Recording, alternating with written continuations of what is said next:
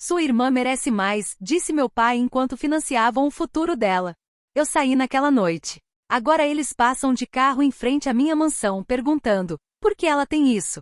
Crescendo, eu sempre tive certeza de que Olivia era a favorita. Ela era 3 anos mais velha, loira, extrovertida, tudo o que meus pais queriam em uma filha. Eu era a quieta, a rata de livros com cabelo castanho armado, que escolheu aulas de computação em vez de treinos de líderes de torcida. Meu pai, Richard, tinha uma concessionária de carros moderadamente bem-sucedida, enquanto minha mãe, Linda, nunca trabalhou um único dia da vida. Eles não eram ricos, mas eram confortáveis o suficiente para mimar completamente uma criança enquanto tratavam a outra como um detalhe secundário. Olivia ganhou um Honda Civic novinho no aniversário de 17 anos. Quando eu fiz 17, ganhei um passe de ônibus e uma lição sobre responsabilidade. Ela foi para uma universidade estadual e morou em uma casa de irmandade totalmente paga pelos nossos pais. Eu trabalhei em 4 empregos para conseguir passar pela faculdade comunitária antes de me transferir para uma universidade a 3 horas de distância. O padrão era evidente, mas eu prometi a mim mesma que um dia isso mudaria. Talvez, se eu me provasse, as pessoas reconheceriam meu valor. Como eu era ingênua. Olivia ficou noiva há 4 anos de seu noivo, Ethan, um gerente médio em uma empresa de logística. O planejamento do casamento começou rapidamente, e minha mãe não parava de falar sobre isso. Todo jantar de domingo virava uma conversa de 3 horas sobre arranjos de flores, opções de locais e provas de vestido. Eu ficava ali, empurrando a comida pelo prato, invisível como sempre. Então veio o anúncio que mudou tudo. Estávamos na casa dos meus pais, e Olivia discutia o orçamento do casamento com meu pai e minha mãe. Eu só estava ouvindo pela metade quando ouvi o valor, $90.000. Minha cabeça se ergueu tão rápido que quase torci o pescoço. Espera, o quê? Perguntei. Eu tinha certeza de que tinha ouvido errado. Meu pai nem olhou para mim. Estamos dando $90.000 para o casamento da sua irmã. É o que ela merece por encontrar um homem tão bom. Senti como se o ambiente tivesse se deslocado. $90.000. Eu sobrevivi à base de miojo e trabalhei em turnos noturnos em um mercado para pagar livros didáticos. Me formei com $48.000 em dívidas estudantis que ainda estava pagando. E eles simplesmente estavam dando a Olivia dinheiro suficiente para comprar uma casa. E isso é muito dinheiro, disse, quase inaudível. Olivia sorriu radiante. Eu sei, né? Estamos pensando em fazer no Riverside State. Vai ser absolutamente perfeito. Olhei para meus pais, algo urgente subindo pela minha garganta. Vocês acham que, quer dizer, eu ainda estou pagando meus empréstimos estudantis, e se tem dinheiro disponível, talvez eu pudesse receber alguma ajuda com... Não. A voz da minha mãe cortou minhas palavras como uma faca. Ela nem me deixou terminar. Você fez suas escolhas, Clary. Escolheu aquela universidade cara em vez de ficar perto de casa. Escolheu estudar ciência da computação em vez de algo prático. Ciência da computação não é prática? Perguntei, confusa. Meu pai finalmente olhou para mim, e a decepção em seus olhos não era novidade, mas ainda doía. Sua irmã está construindo uma vida, formando uma família. Ela precisa de apoio. Você só pensa em si mesma, como sempre. O ar saiu dos meus pulmões. Pensando em mim mesma? Eu trabalhei em 4 empregos enquanto a Olivia festejava a faculdade com o dinheiro de vocês. E chega! Meu pai gritou, elevando a voz. Sua irmã sabe valorizar o que recebe. Ela sempre foi grata. Sempre foi a filha da qual podíamos nos orgulhar. E eu não sou. A pergunta saiu quebrada. Anos de rejeição finalmente virando palavras. Minha mãe suspirou como se eu a tivesse exaurido. Clary, você não merece ajuda nenhuma. Você nunca valorizou o que fizemos por você. Sempre foi difícil, sempre distante. A Olivia nos inclui na vida dela. Quando foi a última vez que você ligou só para conversar? Levantei, a cadeira arranhando o piso de madeira. Quando foi a última vez que vocês atenderam quando eu liguei? Ninguém respondeu. Olivia ficou desconfortável por cerca de meio segundo antes de voltar ao mapa de lugares do casamento. Peguei minha bolsa e fui embora. Ao me aproximar do carro, ouvi minha mãe dizer: Você está sendo dramática, Clary. Volte e peça desculpas. Eu não voltei. Dirigi até meu pequeno apartamento, sentei no sofá de segunda mão e tomei uma decisão. Se eu não merecia o apoio deles, tudo bem. Eu não precisava do que eles tinham. Minha vida seria única e incrível. Na manhã seguinte, bloqueei todos os telefones deles. Apaguei Facebook e Instagram e todos os nossos contatos em comum. Minha colega de trabalho, Hannah, achou que eu estava louca quando contei o que havia acontecido. Durante o almoço, ela perguntou: "Você vai cortar sua família inteira por causa de dinheiro?" "Não é sobre o dinheiro", tentei explicar. "É sobre eles me dizerem na minha cara que eu não valho nada para eles, que não mereço ajuda básica, enquanto bancam o conto de fadas da minha irmã." Hannah apertou minha mão. "Então mostre para eles o quanto você vale." E foi exatamente isso que eu fiz. As primeiras semanas foram mais difíceis do que eu imaginava. Eu me pegava alcançando o telefone para contar algo banal à minha mãe, um episódio engraçado no trabalho, uma dúvida sobre receita. Aquele tipo de contato automático que filhas fazem. Aí eu lembrava e sentia a perda tudo de novo. Não era exatamente deles que eu sentia falta. Era do sonho de pais carinhosos.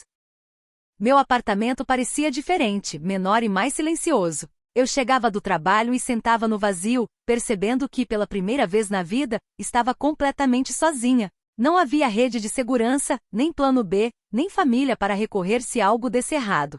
Era ao mesmo tempo aterrador e libertador. Durante esse período, comecei a fazer terapia com a doutora Grace Kim.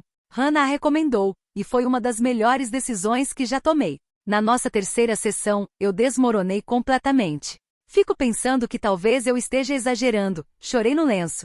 Talvez eu devesse pedir desculpas e voltar. Talvez ter uma família, mesmo ruim, seja melhor do que não ter ninguém. Doutora Kim se inclinou para a frente na cadeira. Clary, você não causou esse rompimento. Você apenas parou de aceitar um tratamento inaceitável. Existe diferença entre estar sozinha e estar solitária. Agora você está sozinha por escolha, porque estar com eles fazia você se sentir mais sozinha do que estar consigo mesma. Aquilo me atingiu como uma revelação. Ela estava certa. Eu me sentia mais sozinha na mesa de jantar, ignorada e rejeitada, do que no meu apartamento vazio. O que eles fizeram foi abuso emocional, disse a doutora Kim com suavidade.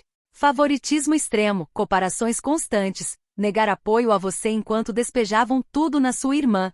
Isso é dano psicológico. Você não está exagerando. Está se protegendo.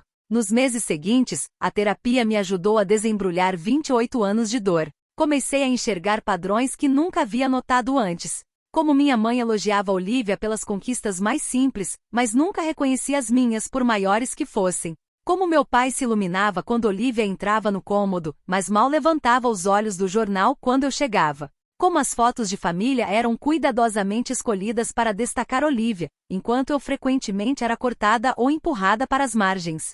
Lembrei de me formar no ensino médio com honras e ganhar uma bolsa integral para a faculdade comunitária. Meus pais chegaram atrasados, perderam meu nome sendo chamado e foram embora cedo porque Olivia tinha um horário no salão. Quando fiquei chateada, minha mãe disse: "Não seja tão sensível, Clary. É só uma formatura. O baile da Olivia é semana que vem. Isso é muito mais importante." A doutora Grace que impediu que eu levasse fotos da minha infância. Ao analisá-las com ela, percebi coisas que sempre ignorei. Olivia era o centro de todas as fotos, sempre sorrindo e colorida. Eu geralmente estava um pouco fora de foco, com um sorriso inseguro e uma postura corporal de desconforto. Em uma foto especialmente dolorosa do aniversário de 17 anos da Olivia, eu estava praticamente fora do enquadramento, parcialmente cortada. Enquanto Olivia posava com nossos pais como se fossem a família perfeita de 3 pessoas. "Isso deve ter sido muito doloroso de viver", murmurou a doutora Kim, examinando as imagens.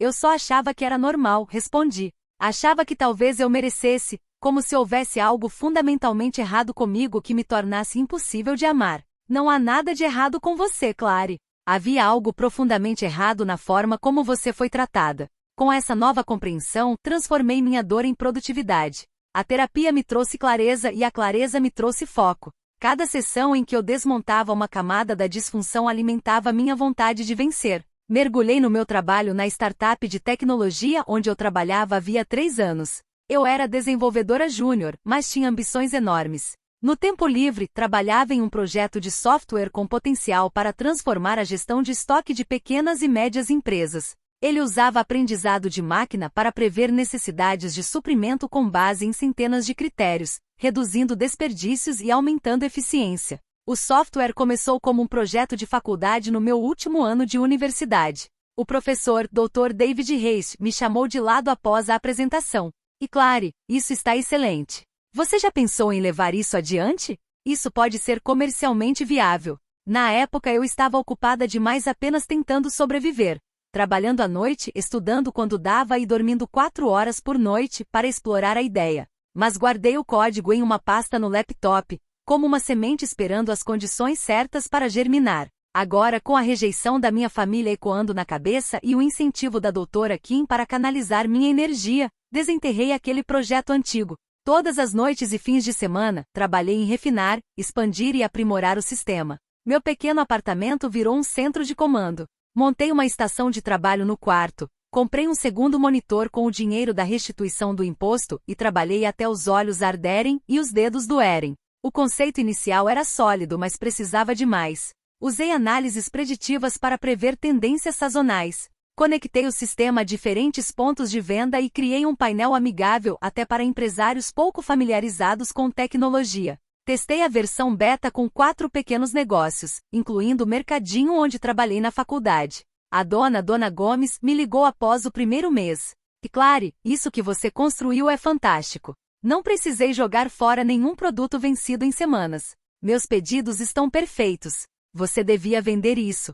A validação que eu precisava veio dali. Enquanto Olivia aparentemente curtia seu casamento luxuoso, eu não saberia porque não fui convidada. Eu estava trabalhando em algo importante. Trabalhava 15 horas por dia, movida a café e a uma necessidade intensa de provar algo a mim mesma. Hannah às vezes aparecia com jantar quando me encontrava ainda programando à meia-noite. Você vai acabar se esgotando. Ela alertou certa noite, enquanto eu depurava um trecho difícil de código. Não posso parar agora, respondi, encarando o laptop. É isso, Hannah. Essa é minha chance. Jason, meu supervisor na startup, percebeu meu cansaço certa manhã quando quase dormi numa reunião. Depois me chamou de lado. Você está péssima, Clary. O que está acontecendo? Quase ignorei, mas algo me fez ser honesta. Estou trabalhando em um projeto paralelo de software de gestão de estoque com aprendizado de máquina. Acho que pode ser algo grande. Os olhos dele se arregalaram. Me mostra. 8 meses após cortar contato com minha família, apresentei o software para Jason numa pequena sala de reuniões. Minhas mãos tremiam enquanto conectava o laptop ao projetor e explicava cada função. Mostrei os resultados do beta, feedback dos usuários e pesquisas de mercado. Jason observou em silêncio, expressão indecifrável. Quando terminei, ele se recostou e suspirou. Isso é fantástico, Clary. Genuinamente brilhante. Meu coração disparou. Então, o que você acha?